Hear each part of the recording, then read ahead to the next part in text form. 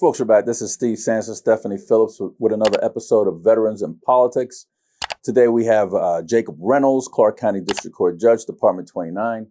But before we get to Judge Reynolds, we're going to go to Ms. Phillips, but I have to make a disclaimer that our rants are all of the rants belong to us. It doesn't belong to the guests. So if you hear us ranting,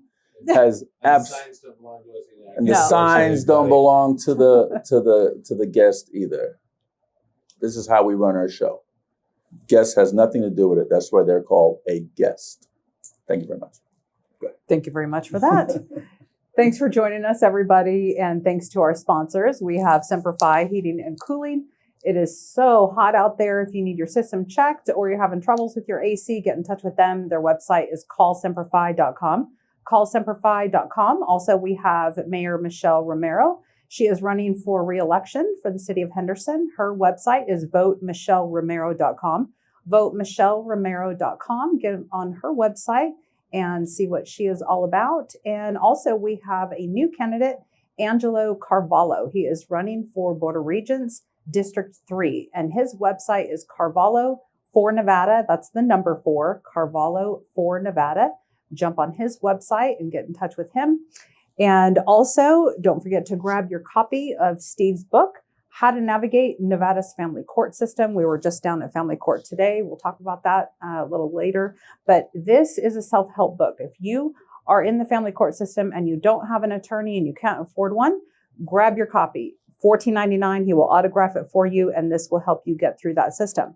Also, we are planning our Valentine's Ball. It is February 7th of 2026. And we are going to have extra early bird tickets on sale July 1st. Watch for those to come out because you are going to save a whole bunch of money if you get early tickets. But put it on your calendar. It's going to be a fun time. And also, we have a merch store. It's vipimerch.com, vipimerch.com. We have lots of fun stuff for you guys to check out there. And also our consulting website is vipiconsulting.com. If you are a candidate and in need of a consultant, give us a call, get in touch with us. For my rant, oh my goodness, you guys, I know everybody has seen the riots go on in LA and how Trump has pulled in the National Guard because Governor Newsom has not done his job. Also, there were some Marines deployed. And I hear some of these Congress women and men that are Democrats, Maxine Waters, Rashida Tlaib. These people are actually on the side of these rioters, it sounds like. And they are not backing ICE. They're not backing law enforcement. And I don't care what side of the aisle that you're on. I mean, we're seeing these riots in New York, San Francisco, LA, Chicago, Atlanta, Texas. They're popping up, and just wait until Saturday because they have this whole plan of all these protests. But this reminds me of the Summer of Love up there where they were allowed to destroy cities, burn buildings, burn police cars. Where was the accountability? Did these people go to jail? What happened? I mean, people were killed. And what we're seeing now, Trump is absolutely within his right to bring in the National Guard. And I'm tired of hearing these elected officials complain and cry about that. He's trying to restore law and order. And anybody who does not support law enforcement and ICE and what these people are doing, they're deporting illegal aliens. And in fact, it was just Carolyn Levitt came out with these numbers. I believe this was today. 330 illegal immigrants alone in LA have been arrested. Of those, 113 had prior criminal convictions. Now, they come in our country illegally. They are criminals. So that's what they're doing. They're trying to keep our country safe and get rid of these people. And whoever is not supporting that, to me, you're an enemy of America.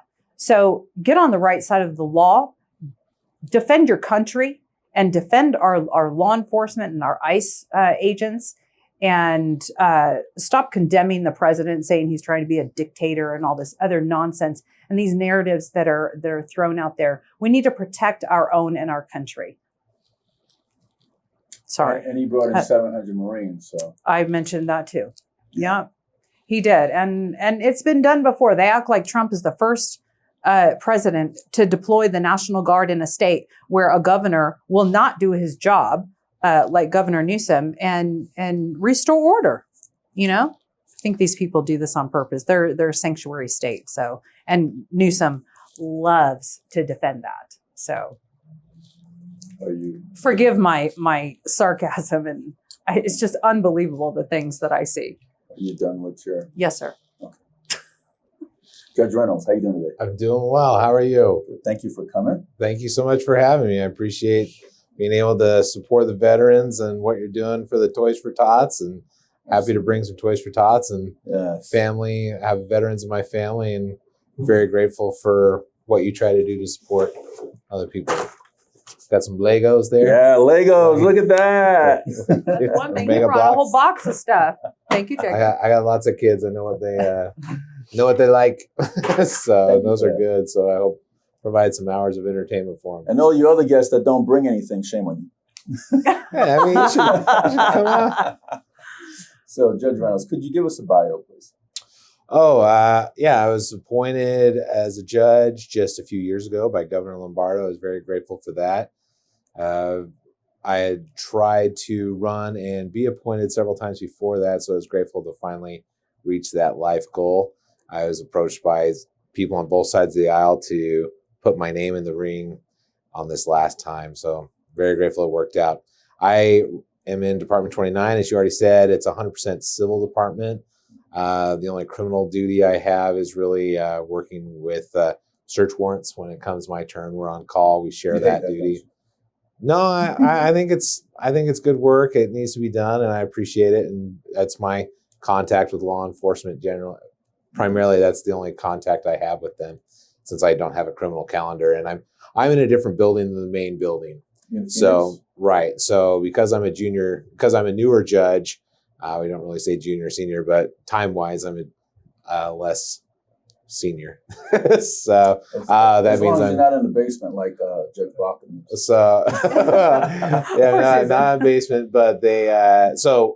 What it is that I'm not allowed to have criminal because of my location. We don't have the security measures in place in my building to do any criminal work. So.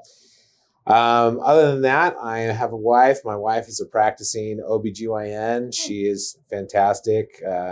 Love her very much. I got 4 kids, 1 boy, 3 girls. My oldest is my son. He's just barely turned 15 in ROTC, wants to be a Marine. Very grateful for that. His goal is to go to Annapolis. So I tell him, you need good grades if you want to go to Annapolis. And that bill?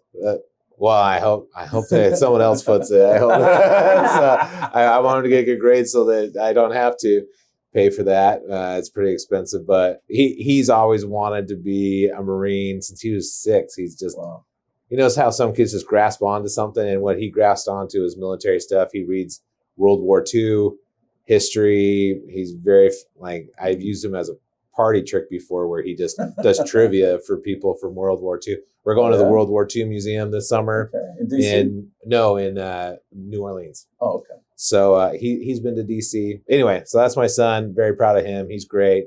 And he's loving his summer. He's loving ROTC. My daughters are 13, 11, and 8. And they're all great as well. They're not in high school yet, so haven't done anything that way, but they love history. And then I'm further bio. My primary practice before I went into being a judge was commercial litigation. So, and that just covers a whole bunch of stuff, like anything a business can be involved in. You was with Hutchison and Steffens. With Hutchison and Steffen primarily. I worked in-house with Switch. They call it a secondment assignment, I believe. It's a military term. But so I was working for Hutchison and Steffen, but they assigned me to work for Switch Las Vegas here in one of their big antitrust that's a tech cases. company, right? Yeah. So I helped. They had a major litigation. my understanding is the largest antitrust litigation in Nevada history. They're getting sued for $400 million Wow. by another company. And That's a lot of money. so my job was because I knew our firm, they put me in-house. So I was in charge of running the in-house, the Hutchison and Steffen law firm, and our contacts in DC, which was Sherman Sterling, a great firm. And I was the guy in charge of coordinating all that. And so it was like 30 or 40 attorneys running that case. And we were against a big law firm out of California. So anyway, What was the outcome of that case? it was awesome. Oh, good. We did fantastic. We did fantastic. I was defending Switch, and the other side wanted $400 million. After the first day of trial, the judge was threatening the other side with criminal contempt sanctions and threatening to revoke their pro hac vice. Kent Dawson, over in the federal court. Yeah. And so they settled after the first day. It was great. After the first day. Yeah. So it was a great lot. I loved the attorneys on the other side. I thought were great as well, but it was a great learning experience for me to be involved. And then I did some in-house stuff after that before I became a judge that took me to Brazil, Uruguay. I did a lot of in-house stuff, due diligence type of stuff on big transactions. So that was a lot of fun. Then the position came up here, and like I said, people contacted me to get involved, and I did. So how would you describe your judicial philosophy? I think when people generally ask that, they're asking like my constitutional philosophy. Yeah, you're strict constitutionalist. So I'm a constitutional originalist type of person in the mold of a Scalia that you might think of, or I really like Justice Gorsuch, the way he approaches things as I read things. I think he does very well. I love his book. If you can keep it, great book. If you want to read something on that. My birthday's coming up. Oh yeah? Good. I'll remember. So, but other than that, like I really feel more how it affects like local voters.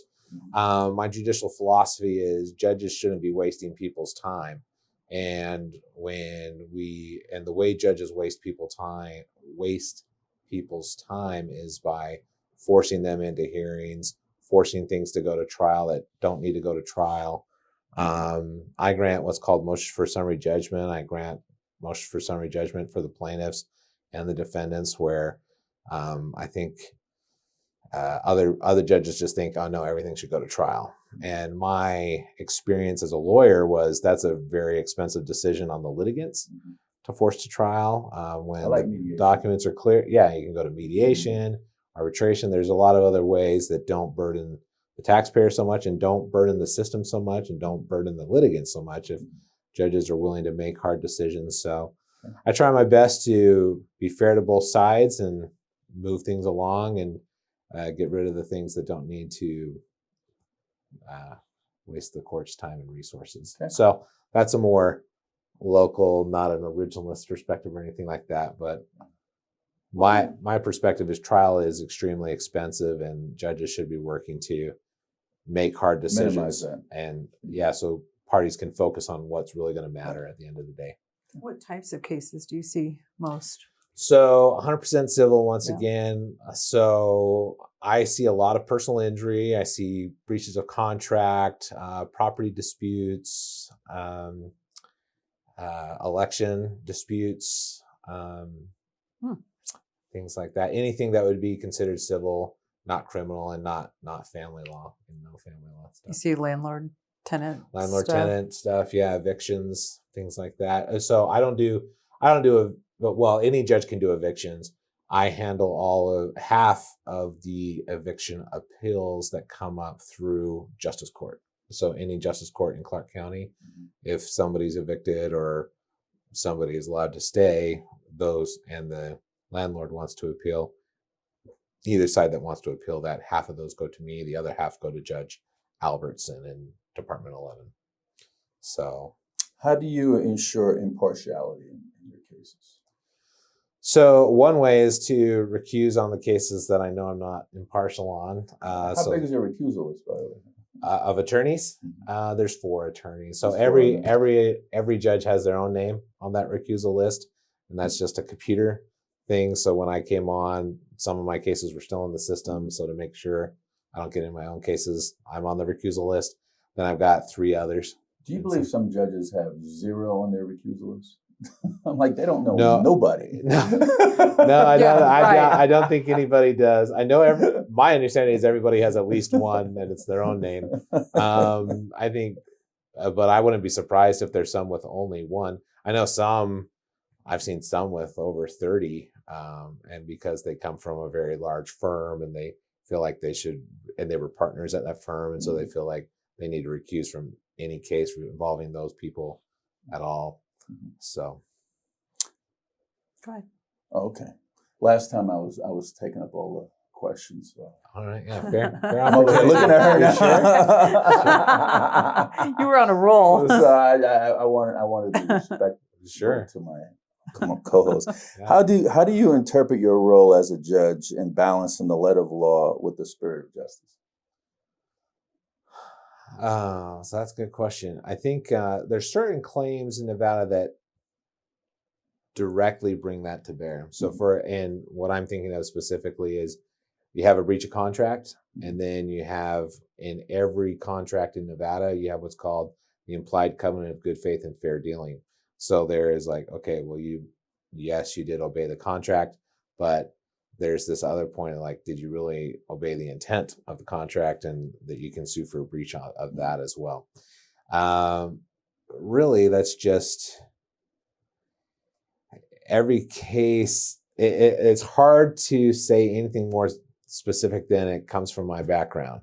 So my background is like, I work with people who need help. I try serving in my community through coaching my kids' soccer teams, to serving in my church, to, I'm fluent in Spanish, so I try to ¿Habla español? teach. Oh, sí, claro. Repite mucho. Podemos hacer todo en español si Okay. quiere. Wow.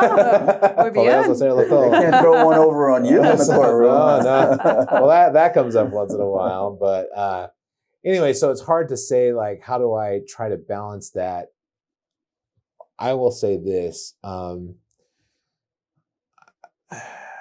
regardless of how you feel about the laws in the country, those are the laws. And when I take an oath, I take an oath to uphold the Constitution, to uphold the laws in both the United States and Nevada. And so, what does that mean for your question? An attorney has to have the ability to advise their client and say, look, this is what the law says. Right. And regardless of how sympathetic the other side might be, the other story might be, like, if the law says A, I'm going to try to rule A. Now, if the law says, Judge, you need to determine on this spectrum where Give me fairness is, discretion. then I have discretion. But if we're dealing like a landlord-tenant issue, those are always sympathetic issues generally, right? Because you're kicking somebody out of their home.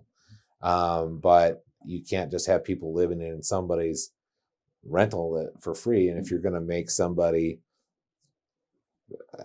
live for free in a home, who's going to take care of that landlord? I mean, they have a mortgage to pay to the bank still. And so you just can't, when judges get involved in trying to pick favorites, it causes problems. It causes problems. And so, and they think they're being really fair and just to one side, but really what it does is it has a ripple effect to lawyers and other people not trusting that the law is going to be upheld. And so my job is to say what the law says. And it's the legislature's job to look, if that's an unfair result, then you got to change it. So that's another part of my judicial philosophy is judges shouldn't be making the laws. They should be, Stay in their lane. stay in their lane and point back to the legislature if people think it's not right. Do you like the fact that judges here are elected? Or should it be a different process? I go back and forth on that. I generally am of the philosophy that of appointing judges, but you can see there. But we put that issue in front of Nevada voters, and they turned it down. And And there's clearly a value to electing judges. I mean, we're not unique in electing judges. Mhm. Many states across the country elect judges. And there's a lot of judges. Sorry, there's a lot of judges that are elected that wouldn't have made the appointment process. Oh yeah, absolutely. And there, and so there's, but you can see there's value in both sides. There's way to corrupt both sides. There's way to cheat in both sides. You need to choose the system and choose the horse you're going to ride, and everybody plays by the rules. And then, so you go. But, I have my own opinions, but we know how it works in Nevada. So that's how we do it. What do you think about the Nevada Bar, the Judicial Discipline Commission, where it seems like they try and police their own and protect their own? Should that be an outside committee with people that are not lawyers, not judges, that are overseeing some of that, or more of those people on those committees that should take a look at that? So, gratefully, I don't have a lot of experience with the judicial discipline. That's good. Actually, and in all truth, I have zero Oh, experience that's good. with it. So I don't know. I honestly couldn't tell you who's on it and how it's made up. I know on the Judicial Selection Commission, which I've gone through multiple times, they do include non-lawyer, like by law, they have to include non-lawyers. And so they have a number of lawyers, and like the Chief Justice of the Nevada Supreme Court is on it. Yeah. So they've got plenty of legal representation, but then they do go out and they find just members of the community to be on that. So, but I don't know. The discipline It's like the I don't use know. of force board. They don't have cops on there. It's all The use of civil- force Civilian. for. Yeah, Metro's use of force is all civilian. There's no Okay. cops on there. So I guess what Ms. Phillips was talking about, that the Well, I can judicial certainly sympathize with the discipline should be view. all Well, what regular, not attorneys or judges at all. Maybe Yeah, I they should protect understand their it. they protect like I their said, own. like I've said, I've never been on it. But is it just lawyers and judges that are on it, or former judges? I don't know the makeup of it. Yeah, I believe it's all It's- lawyers and yeah, it's- former judges. Yeah, there is And they're Okay. appointed. all lawyers. I think there's a couple of lay people on there from the governors. I think there's a couple It of might lay be people. need So- to be It's some- majority lawyers and judges. Well, I mean, I can't speak to that generally. I will say, with any organization and with the bar, I can speak to the bar generally. Mhm. You need to, if you don't regulate yourself, the people will lose confidence in it. And so the primary purpose there is to breed confidence, right? And it's the same for the medical board. Right. It's the same for any board. If you're not going to regulate yourself, then someone else is going to step in and regulate you. Right. And so I that's just a general statement. Have you ever been Grateful that I've never had. Yeah, knock on experience. wood. You don't know anything about that. That's Knock good. on You wood. should. Have you ever So I been know the over- rules. I know the rules to not Right, violate. yes. That's what I do know. So Have you ever been overturned by the Supreme or appellate? yes, I have. He says it. What's your percentage? By my own, only once so far that I know Oh, of. But I've only been on for 2 years. But it was by my partner, my former partner, Patty Lee, and it was one of my favorite decisions. She overruled me. So for those who What? oh, it was great. I love her. Patty. I love her. So How could you? no, I was so happy, and this is my record of it. So back to the summary judgments that I'd spoken about before. A lot of attorneys will not, and a lot of judges will not grant summary judgment, just as a matter of course. They don't feel it's fair. I don't think there's a reason to have the rule if you're not going to use it. But I grant it. So, and some judges won't grant summary judgment because they say it's unfair. It's not supposed to do it, or Right. you're just going to get overturned Right. if you grant summary judgment. Mhm. So on this case that I got overruled on, I denied summary judgment. So someone was moving for summary judgment and I denied it. Mhm. I thought I was too close a call. And Patty Lee, my former partner, she overruled, and it's Justice Patricia Lee. I apologize for speaking informally about it, but she's a great friend. They overruled me for not granting summary judgment, which was against the whole grain of what everybody talked about. As you know, you got overruled for denying a motion for summary judgment. So anyway, it was one of my earliest decisions. she was I don't know if she was the author of the opinion, but she was on the panel that overruled me. That's why it sticks out in my mind. And and I loved it. I've talked to her about it afterwards. The case has been resolved, so that's not improper, but it's just for my own edification. And I couldn't be happier than to be overruled by Patty Lee. She's awesome. I'd be upset. Yeah.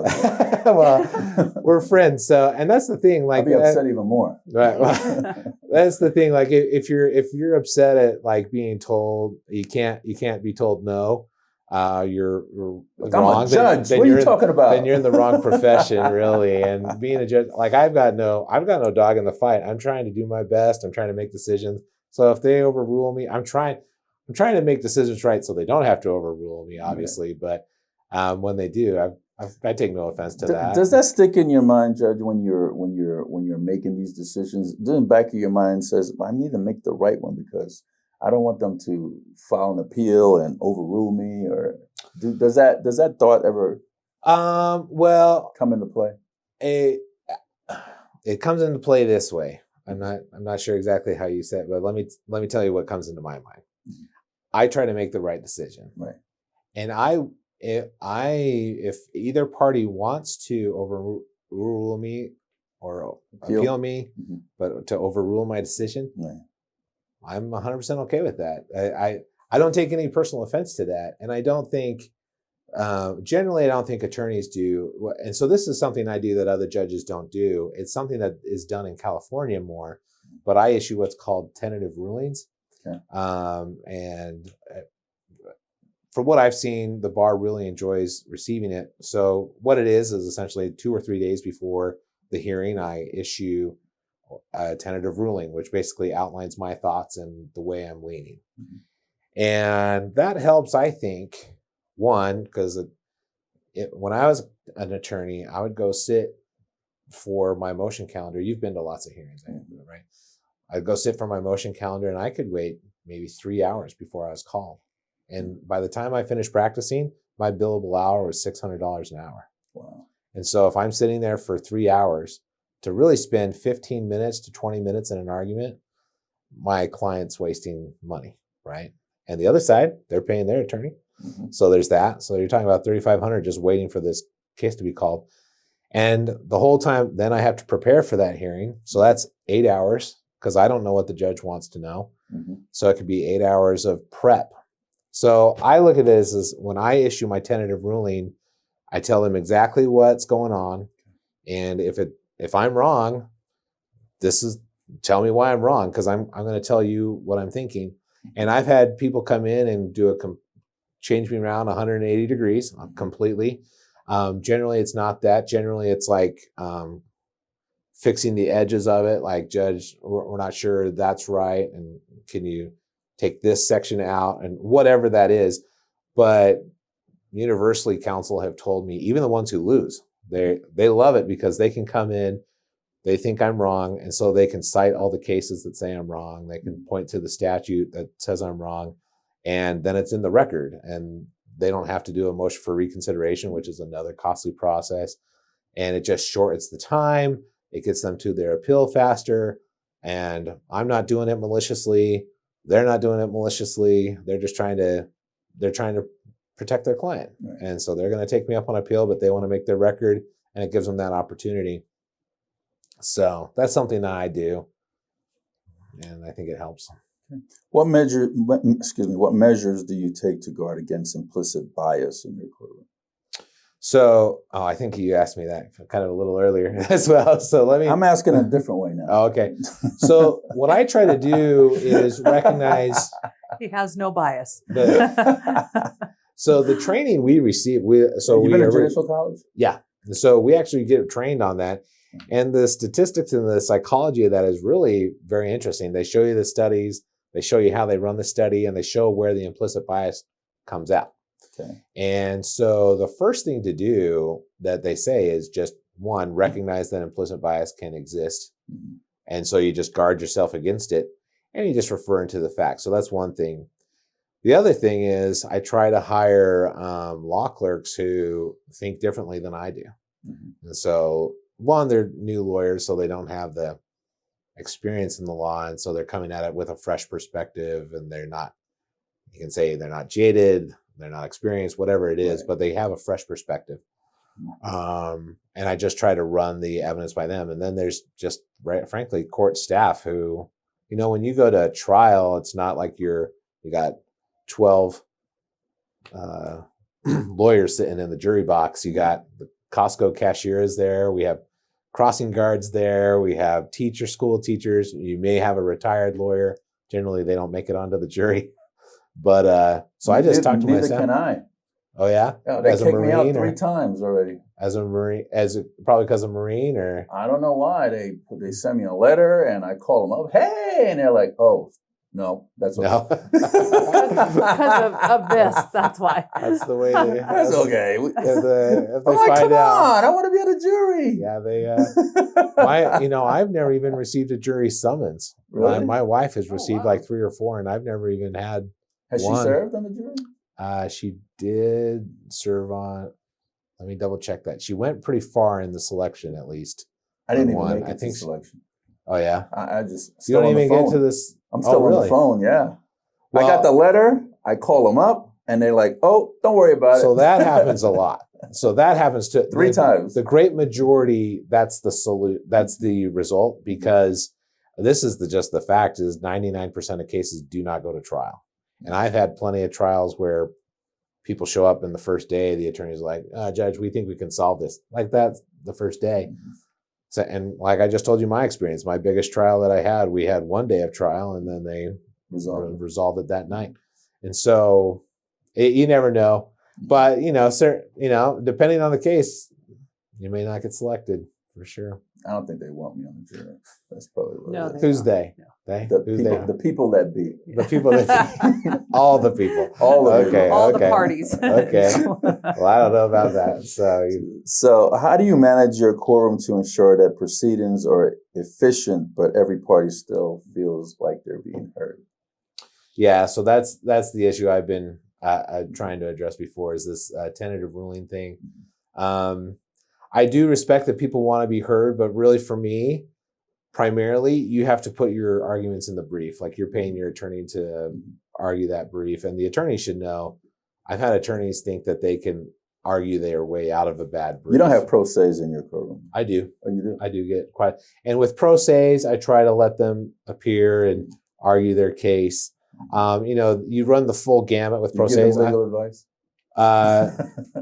Yeah, there's always a fuzzy line there. I try not to, but I try to say you need to do this. And I have attorneys who leave their card on the back table just for those kind of things. But I've had pro se's win and beat the representatives, and I think I'm always kind of like, wow, that was impressive. But generally, they need help, and we got some good self-help. Looks like you're trying to help people as well. Did you buy my book? Did I buy it? Did you buy my book? No, I did not. Oh, you got to get it. I would never endorse a product. Yeah. So He has no opinion. I have no opinion. But so with pro se's, there's just a huge gamut. Like and every judge has had this, where you have people who come in who legitimately need help, like psychological help, but then you have people who just really can't afford an attorney, and they don't have the skills. And then you have some very capable people who don't want an attorney because they're going to do it on their own. And so you've got this really big spectrum of pro se's, but it is important, especially in that realm, I believe, to let people be heard. So, has any attorney been rude in your courtroom that you had to deal with it? Not overly rude. Not talking over you, maybe. Yes, Interrupting talking over you. Yeah. Judges don't like that. What do you say to them? Do you admonish them? what Make happens them. is I don't know what it is about me, but so I have this great friend who's passed away, who his name's Mike Wall, but he was at my firm, and he would sometimes get so upset, And I would tell younger associates, it's like when he's yelling, he's not yelling at you, he's yelling at the problem. So you just got to remember that. Are you the problem? And I had no, he's the other problem. What was in the brief? So, and I had a professor who told me that. It's like, when I say that's stupid, I'm not saying you're stupid. I'm saying what you just said is stupid. Mm-hmm. And so that's kind of how he introduced his class, was like, please. So and back to your question, I think sometimes people talk over me and they're not doing it maliciously. And I have staff who tell me, like, Judge, he's talking over you. And I remember, if it's getting to a point where it's ruined the decorum, like if they're being rude, then he'll stand up if he notices it's getting out of hand. Like I've had him, he's walked up to a couple litigants before and said, is he good, hey, you Marshall? gotta calm down. Oh, he's fantastic. Would he take a bullet for you? More. I believe he would, but I'm not. You don't want to he's put such it a to good. the test? I don't want to put it to the test, but We'll have to visit his he's a courtroom. fantastic I don't think guy. we've been in his. No, he's on the list. Have we? No, we haven't. I don't think we've been in there. We'll come He's a visit. great guy. He's a published author. His name's he's Okay. He's a great guy. So love my Marshall. So let's talk about technology. What role does technology play in improving access to justice in your courtroom? yeah, so one thing, sometimes we get a lot of pro se's who come here from California and get injured while they're here or something like that, and you can appear by Zoom if you need to, and so you don't have to fly into court. And that applies to people who are here locally as well. If they just don't, they got to be at work, and their hearing's at 1:00 or 1:30, then they can just dial in instead of missing work. They can just say, hey, I need to get out for 15 minutes. And so if somebody needs, and I try to have pretty short hearings, so. Do you think the lawyers that appear on Zoom should get less than the lawyers that appear in person? Charge less? Yeah. That's between them and their client. Yes. I think I will say, just depending on the hearing, I'd encourage you to get down to the court. But once again, that's a cost benefit analysis, because if the judge is the type of judge who's going to start a calendar at 9 and go through 1, it's going to cost you a lot of money to send your attorney to court for 4 hours. Yeah. If you are the type of judge, if you're in my court, you're going to be out. If you have a 9 o'clock calendar, you'll be out of there by 10. Is it more impressive to the court if a lawyer shows up in person versus on Zoom call? It's definitely more effective, and that's just simply because every day. So, I do my primary motion calendars are Tuesday, Thursday. There's always a litany of attorneys who try to appear online. Okay. And there's always one who has some kind of audio problem or video problem. So they say. And so, right. And so what am I supposed to do? And it doesn't affect the power of your argument per se, but, just rhetorically, just effectively, if you were Zoom calling this with me, it wouldn't be, I don't think, as effective. But we could still do it, and we could both talk, and we could be nice to each other. But if you're flesh in the courtroom there, I think it has a different effect. Yeah. So I think what I encourage people to do is, if you are arguing a substantive motion, try to come to court. If it's just some kind of status check or some simple thing, it's an unopposed motion, just do Zoom. Status checks, I get it. Ms. Phillips, do you have anything else for Judge Reynolds? Well, no, and we promised him to get out of here at a certain time. Done. So thank you so much. I appreciate that. Well, I got a thing to do with Judge my youth Reynolds, group thank you so much for being here. Yeah. Mark's going to zoom in on you, and you have a final say. Come vote for me. Come to my courtroom. Visit, whatever you want to say. Shout out to the wife and point of contact. If you want to give one. Are you zoom in on me first, or just go from here? All right. He's got you. So I'm Jacob Reynolds, Department 29. You don't need to. I would love for you to vote for me if I need to campaign, but we don't campaign until we have an opponent. I have no opponent right now.